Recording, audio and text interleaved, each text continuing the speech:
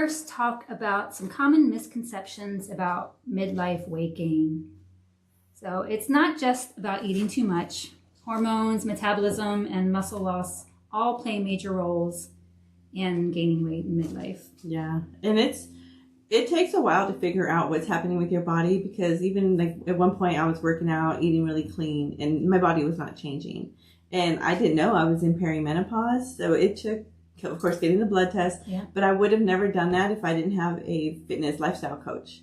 She was the one that kind of was like, hey, there's something else going on, because if you're doing everything right, there's another reason why you're not losing the weight. Yeah, it does. It sneaks up on you, Mm-hmm. the weight gain, and all of a sudden you're just like, what's going on? Yeah. Because that's how it was with me when I started the hormone therapy. All of a sudden I got in shape, like really. Yeah, I remember you yoked. I know. I was like, man, I needed these testosterone.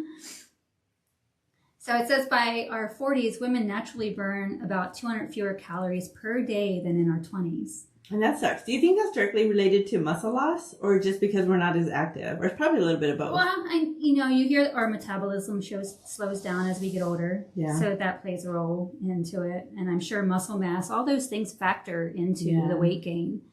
And we've always heard muscle burns more calories than fat. Yeah. So, even if you're loafing around, if you have a lot more muscle, you're going to be burning a lot more calories, just like reaching for the remote control or grabbing that slice of pizza. Right. Just having more muscle in general. Yeah. It's frustrating though when you're trying to figure that all out. Yeah, it does. It does sneak up on you. So when did you first notice your body changing, and how did it make you feel? So, and then we talked about perimenopause. It was so hard. I used to be able to lose weight so easily. Mm-hmm. And now it just takes and you kind of dread eating something extra just because you know it's going to be that much harder to burn off those calories. Yeah. So you can smell food and gain weight. And it is a very emotional and, mental thing when you're trying to accept these changes in your body. Yeah. You're just like, no, I can't accept being old. Or getting older, I should say. And you kind of understand how people get frustrated and just give up and just be like, oh, well, this is how I am now. Yeah. Because you work so hard and then all of a sudden nothing's working at all. Yeah. And you do see a lot of women, you hear a lot of women who are just like, I can't do anything. Why am I doing this? Right. And it's like, you can't think that way. You have to figure out what's going on with your body, whether you get a personal trainer or somebody to help you, a nutritionist to help you. Talk to your doctor about it. Yeah. Yeah, it's frustrating. It's such a big deal. It's such a huge part of what we deal with. Yeah. And finally now people are starting to talk about it, and just it's getting more recognized. Mm-hmm. Thank goodness. Yes. So how does midlife weight gain differ between women and men? I hate talking about men. I know, but yeah.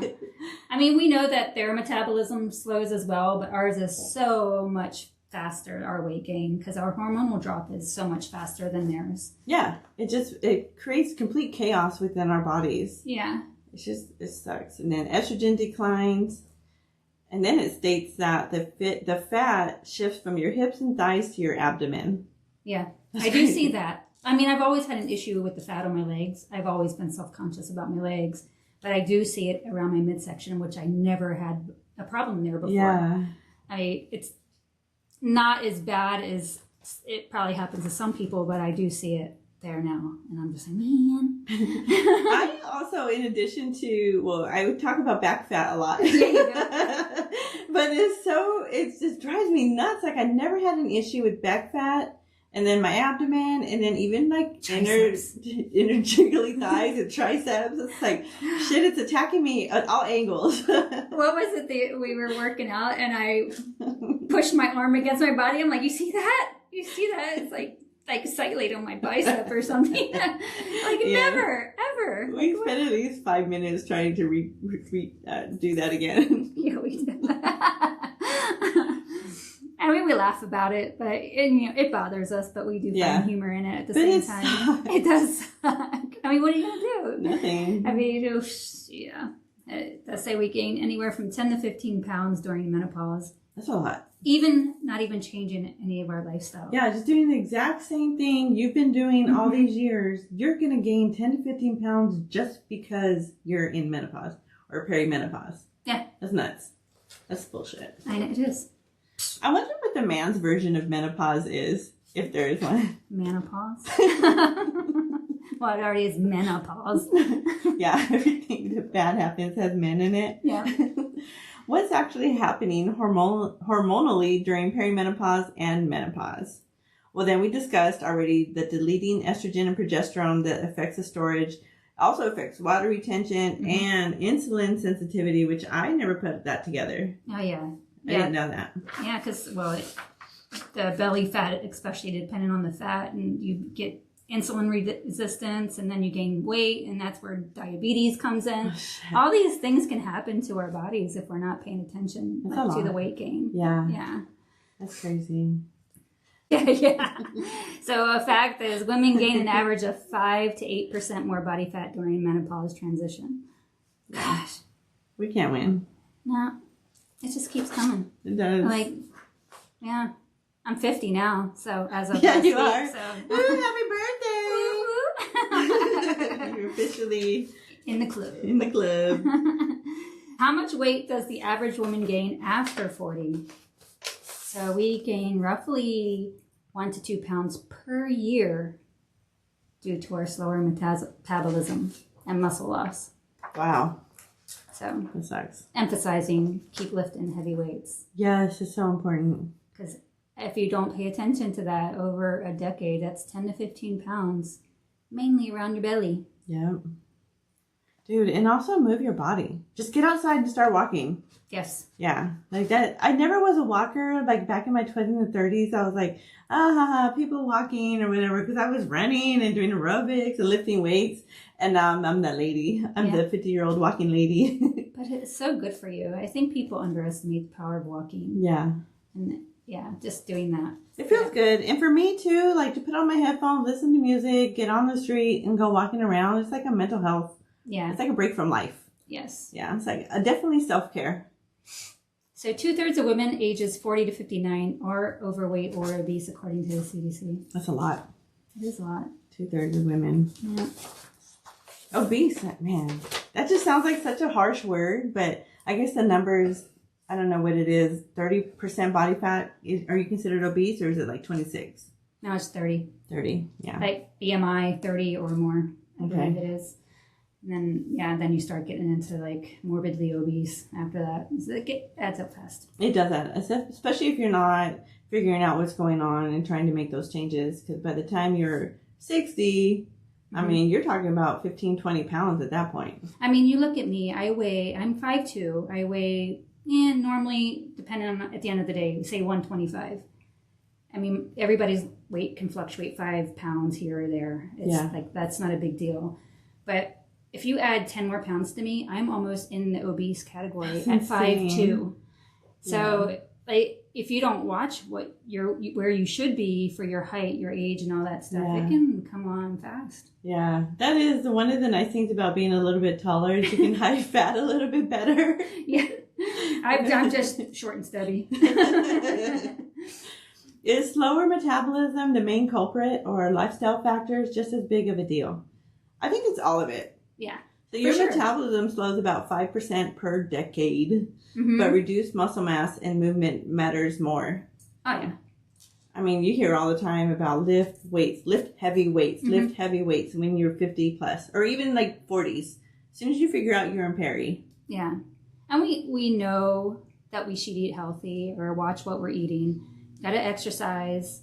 Metabolism, it does slow down, so you have to factor in that into everything. Is there a way you can speed up metabolism? I don't know. Keep exercising and lifting weights, but it's going to slow down with the whole decline in our hormones. You always heard back in the day, if you eat small little meals, it speeds up your metabolism. Was that ever true? I don't know. I think it's just watching what you eat and move your body. And listening to your body, because most of us, we talked about this before. You felt like you had to finish all the food on your plate. Oh, yeah. No, when you feel full, just stop eating. Yep. Don't even get to that point of feeling full. And also, if you're not hungry, don't eat. Yeah. Like yesterday, I didn't do a damn thing. I was just watching Lifetime movies, and I felt like I had to eat a snack, but I was not hungry. I was just like, I'm watching a movie. I'm not doing anything at all. I might be a little bored. I should eat snacks. And luckily I don't keep them in my house because I know me. I mean, just look at, we were on that cruise for that 8 days and we all felt puffy. Yeah. Because we know I was so bloated. we know it was because of what we were eating. Thank goodness most people gain weight on a cruise because food is like constantly available. And it's buffets everywhere. Yeah. Free It's food. so good. I mean, Well, we paid for it, but yeah, the French toast was good though. it was awesome. I had no self-control. I could not eat that French toast every day. So we also know stress, poor sleep, and processed foods make the hormonal shifts worse. Processed foods, man. Yeah. Yeah, that's the worst, really. Well, not the worst when you're considering everything, but it's so hard, so bad for you. And the thing that sucks is that those foods are more accessible and less expensive. Oh, yeah. So when you want to eat healthy and eat the better foods, it costs a lot more money. Yeah. And you think lunch meat's going to be okay, but really lunch meat isn't. It's so loaded with salt and preservatives. Yeah. And I love sandwiches too. I know they are. But, moderation. Just don't eat them every day. Moderation. And then, don't eat it every day. And also incorporate everything, a little bit of everything, like lift some weights, get your body moving, eat some healthy foods, don't drink your calories. Like all these little things will make such a huge difference. Yeah, drinking calories, that's a huge one. Yeah, we always talk about that. I know, when I see somebody with like a regular Coke, I'm like, no. Yeah. Like, how can you even do that? Or a full sugar Gatorade. I'm like, no. Yeah, I feel like that's the simplest step. If you were going to make a change, that would be the one that would be really effective. And it's probably the easiest thing to do, is just stop drinking the calories. Yeah. And stay away from sugar. Yeah. It's those energy drinks, dude. Mm-hmm. Yeah, we do need to stay away from those. Oh, no. I just meant the calorie ones. Oh, sorry. Let me talk about staying away from energy drinks. Shout out Dutch Bros. Mm-hmm. So what are signs your body composition is changing, even if the scale doesn't move? Thicker waistline. Yeah. The clothes test is the easiest way. Oh, yeah. And that goes with gaining and losing weight. Because I know that if I'm on a fitness program and doing pretty well, feeling good about myself, my clothes are the first thing, besides stepping on the scale every day, which I do. But my clothes are the first thing that tells me, like, oh, you're making progress. Yeah. Yeah, and it just makes me happy. Yeah.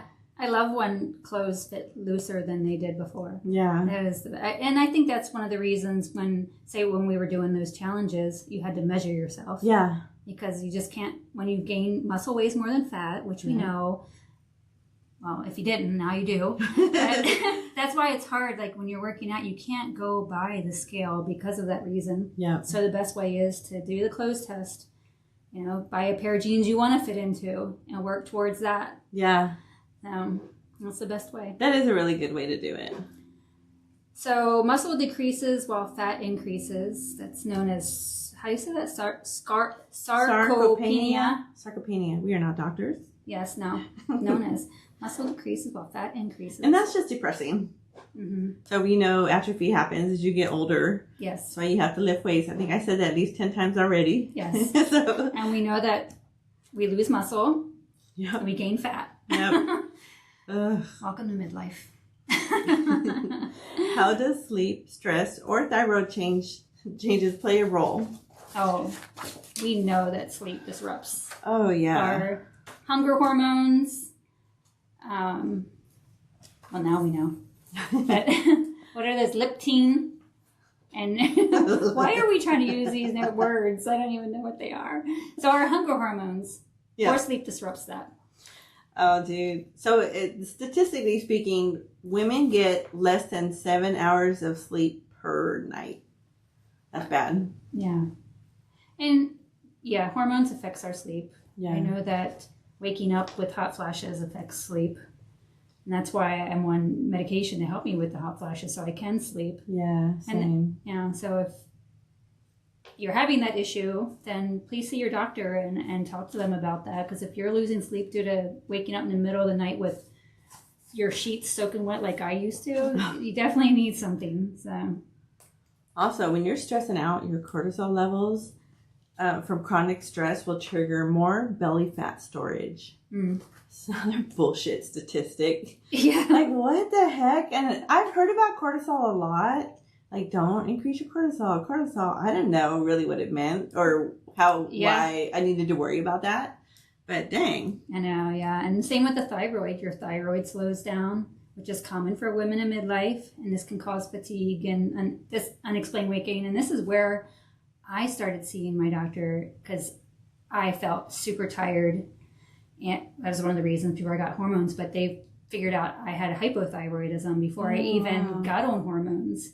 Because that was the issue. So now I'm on thyroid meds. So hypothyroid is overactive. Oh, it's hyper. Okay, hypo is low. Hyper. Yeah. So hypo, you will gain weight. Holy crapola. Yeah. I wonder if that's a common test that we get anytime we do testing for like hormone levels. Probably not. Yeah, probably not. You probably have to request the thyroid test. I'm sure. And then sometimes you're not lazy. Like your body is just struggling. It's exhausted. Mm-hmm. So it's so important to figure out what's going on with your body and not just say, oh, shoot, it's just because I'm 50. Yeah. Like you need to figure out medically what's happening. Yeah. So can weight gain be a warning sign for other health issues? Well, absolutely. 100%. Yeah. So the visceral belly fat, which we talked about a little bit ago, can increase our risk for heart disease, insulin resistance, which can lead to diabetes. Yeah. Dude, when I was chubby, this is not that long ago, like 2.5 years ago, 3 years ago, whatever. It's when my parents passed away and I was dealing with that shit with Albert. That guy. I was pre-diabetic. Were you? Yeah. And that kind of like slapped me in the face. I was like, oh shit. And it wasn't because anything more than me eating too much and being lazy. That was like a wake up call. Yeah. That's Never scary. Again. And then when I went back for because every year I go back to go see him. He's like, what have you been doing? I'm like, just eating right. Yeah. What I should have been doing the whole time. But I was so embarrassed, to be honest, when he told me I was pre-diabetic. I knew it was just because I was overeating. Did he say it was just like you had to lose weight? What was his recommendation? Like, yeah, we talked about it. I knew what was going on. And then also my triglycerides were high and stuff. Like, there was a lot of shit happening with my, when I did my blood draw. And I knew it was just because I was being fat and lazy. Wow. And I know that your hormones, our hormones drop when we get to midlife. If you're not doing any type of replacement to keep everything in balance, like you can get high triglycerides from that. You're more risk of heart disease.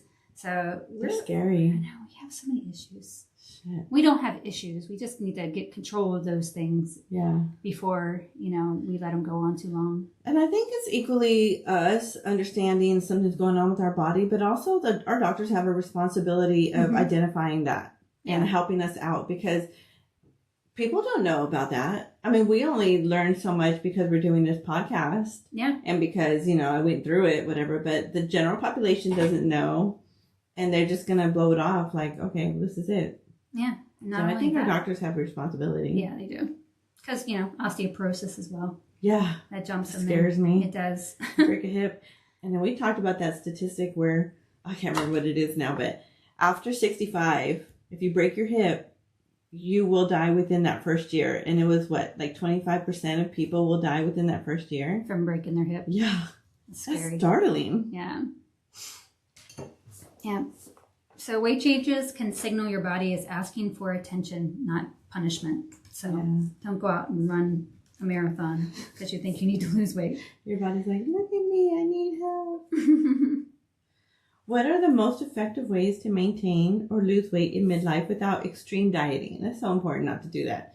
This is not our talking point, but one of our friends was talking about I eat one meal a day. And that really worried me because your body gets to the point where it thinks it's starving. So it's going to use muscle for energy or for what it needs every day. And it's going to store more fat. Oh, absolutely. So I was really concerned when she said that. I was like, no. Yeah. Your body's not going to lose any weight doing that at all. No. Yeah. So, okay, let's go ahead. I was going to say strength training twice a week maintains metabolism and bone density. I feel like that would be a minimum recommendation. Minimum. Yeah. Bare minimum. That's like a full body twice a week. Yeah. That sounds like fun. Focus on whole foods. And it's usually about, 1 pound per body weight? 1 gram per body weight per pound? For protein? Yeah. Protein, yeah.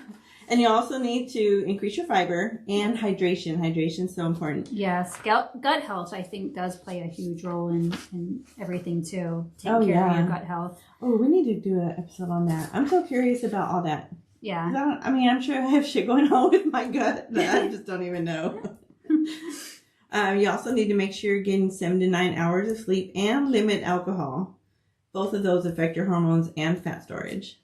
So, don't eat less, eat smarter. And lift something heavier than your purse. Or that mimosa. Yes. So how important is resistance training versus cardio at this stage in our life? I think they're both important. Yeah. I think you can overdo both. Right. So cardio helps with our heart, of course. Yeah. And strength training changes your metabolism and also helps bone strength. Yeah, especially if we're losing muscle that fast at midlife and above, I feel like you have to lift weights. That shouldn't even really be an option. No. You do have to lift the weights. And I know I need to make it a priority. I lift weights, but I don't, it's not a priority. My cardio is more of a priority, and I know that shouldn't be the priority. Yeah. But it's hard because you have all those half marathons coming up. I know. So it kind of makes it it is 2 more. Yes. And then you always throw in like 4 more between those two. And part of the reason I do that is to keep myself doing something. Yeah. Because I have to have some type of goal in my life. Yeah. You know how that is. Yeah. So it's just having that goal of doing something. Yeah. Like if I decide to go and register for another figure competition, well, then weightlifting would become my priority all of a sudden. No, I get it. You do need to have a goal. Yeah. It just helps you moving towards something. Maybe just do another challenge. Maybe that'll help me. Another challenge and maybe a triathlon. Maybe. Or cardio. Oh, yeah. And the thing that excites me about doing any kind of endurance sport is the ability to eat more. So I'm like, yay, more carbs. It's crazy how people that train for a marathon, like the people I run with, they say they gain weight training for a marathon. Oh, shoot. Because they feel it's open door for a smorgasbord of potatoes and pasta, and you have everything's in moderation. You have to know when to time the carbs and all that, not eat carbs every single day. Have you ever hired a coach for your marathon training to kind of guide you on what to eat or a nutritionist? Yeah. No, just reading. Oh, okay. Yeah. I just eat carbs like 2 days prior to a long run. I don't eat them all week long. Yeah. I think most important for runners is hydration. So, 100%. Hydration is hydration station. Yep. So women lose up to 8% of muscle per decade if they don't train.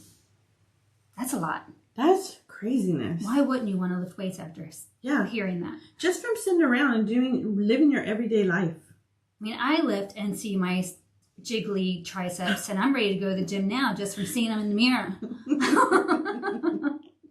Dude, what's up with the triceps? Because I hate it. Looking at mine too. Sucks. Do you remember the one Prince, the trainer? Yeah. He'd always be like, don't hide the parts you dislike. Yeah, he told me that too. I trained with him for a little while. Yeah, he's like, don't hide your legs if you hate your legs. Yep. And he also told me, don't wear clothes that are flattering. You have to wear things that are going to tell you where you need to improve. Yeah. Because I do that all the time. Oh, yeah. Like if I'm trying to hide my stomach or my love handles. Big t-shirt. Yeah, exactly. Or a jacket every single day in the heat. What's one realistic lifestyle change someone could start today? Well, we talked about it, add resistance training. And it doesn't mean that you have to do it hours in a day. It could be something like 20 minutes. Walk 8,000 to 10,000 steps daily. Also reduce sugar-sweetened drinks.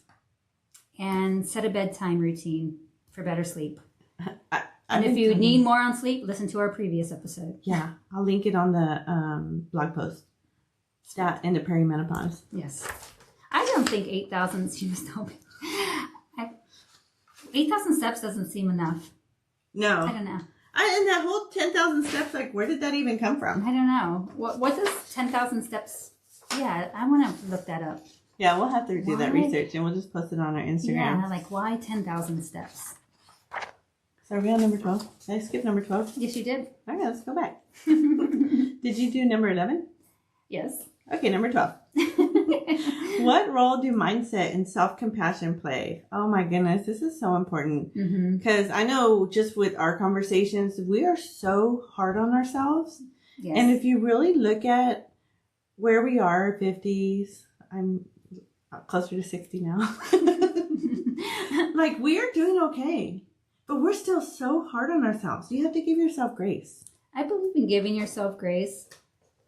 But we've talked about this also, is has to be some type of pressure on yourself too. Yeah. Otherwise you will just sit around and be like, all right, well, I'll accept this fatness or or whatever it may be. I don't want to put it that way, but I get with being having self-compassion, and I try to have self-compassion, but I also want to do better. Yeah, I am with you 100%. Yeah.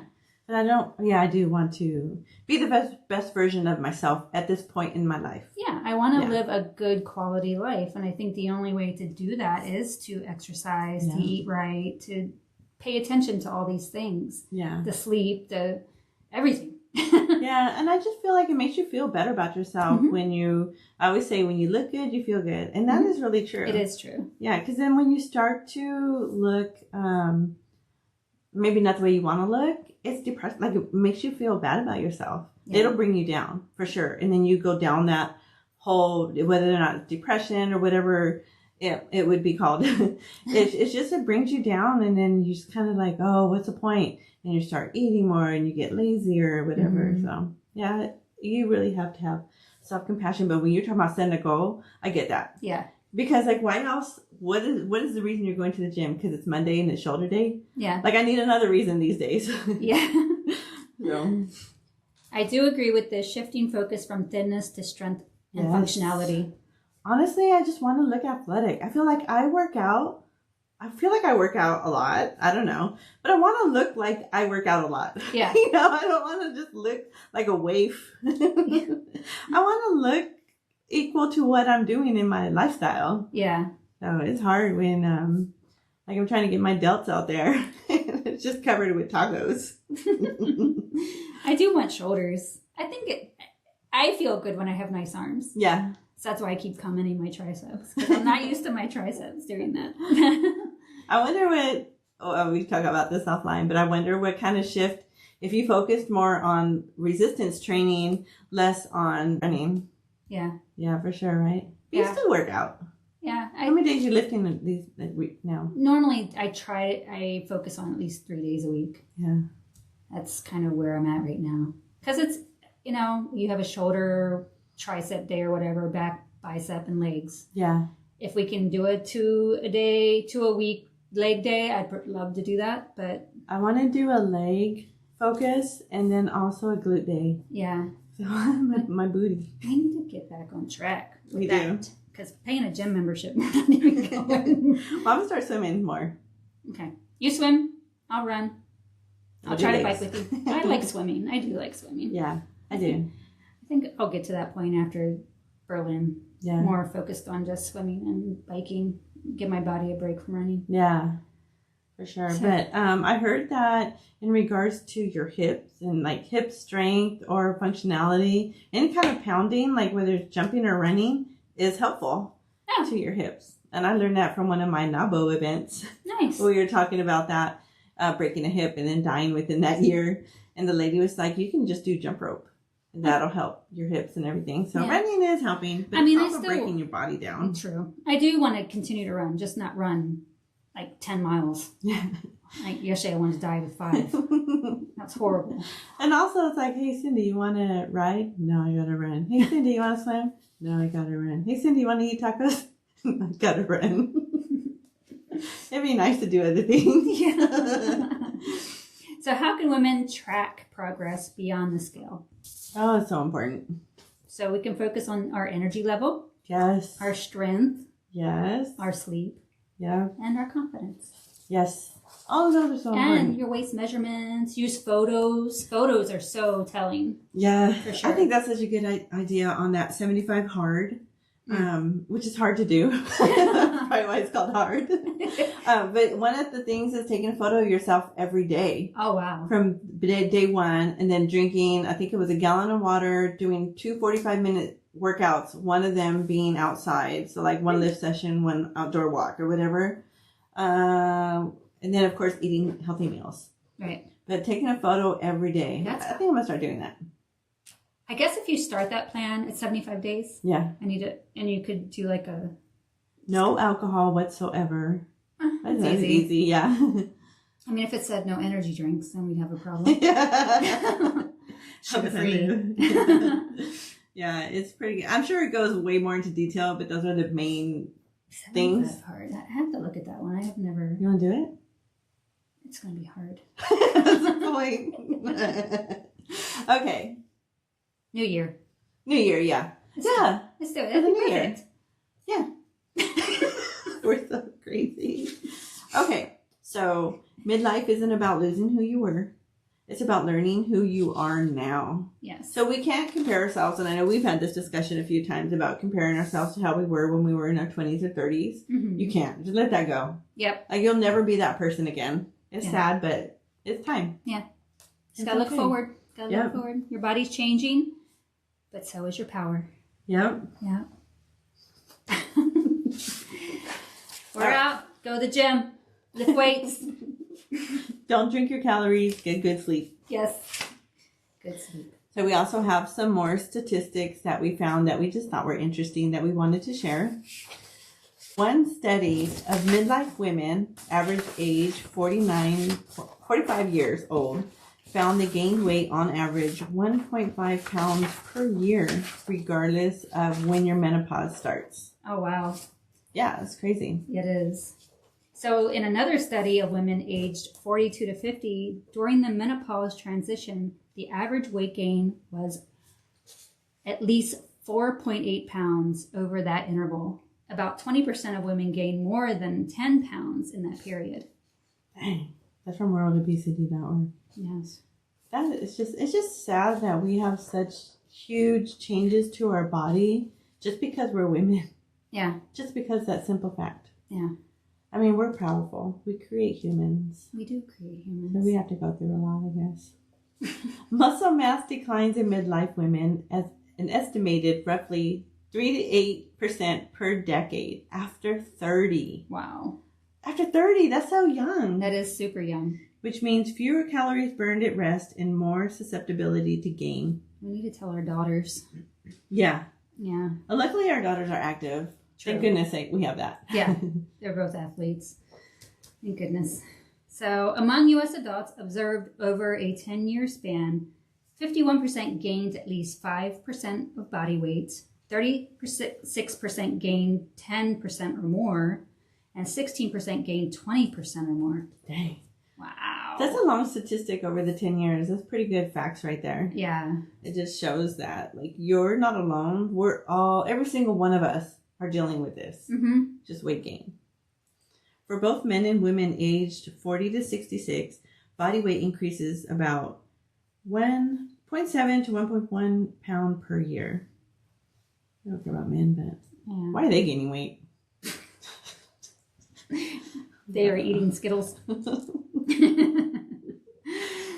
Stress-related eating in midlife women is shown to mediate the link between depressive symptoms and higher BMI, especially in postmenopausal women. Stress and emotions are very real players here. Yes, they go hand in hand for sure. Yeah. And it's frustrating because the weight gain itself can stress you out and just put you, like, make you depressed. Yeah. And that's just your body going through its normal phase. Yeah. I mean, just the hormones have all those effects on us. Yeah. It's just incredible. Yeah. Okay, here's another sad statistic. Fat distribution shifts. After menopause, women tend to move from a hips and thighs fat storage pattern to more abdomen pattern. And more visceral fat, which we discussed was, it's horrible because it goes around your organs and everything. Yeah. And it's harder to lose, right? Isn't it the visceral fat that's harder to lose? Yeah. It's like, yeah. That's compared to like the subcutaneous. Yeah. And it's easy to tell because your abdomen's harder. Because that way, then you know it's like under the muscle. Yeah, it's scary. But the other fat is kind of loose on the outside. I remember talking about that. A lot of men have that. Yeah. Their big old bellies. Yeah, because they look pregnant. Mm-hmm. That's all visceral fat. Yeah, it's the worst. Mm-hmm. I mean, when you see that and you see the direct correlation to people who are having heart attacks or any kind of heart disease, you can see it. Yeah. Like, it's not a surprise. Yeah, no, it's growing right there in front of you. Like 9 months along now. Man, it's so we go through so much. We do. Just got to stay on top of it and notice when things are changing and get the help you need. Yeah.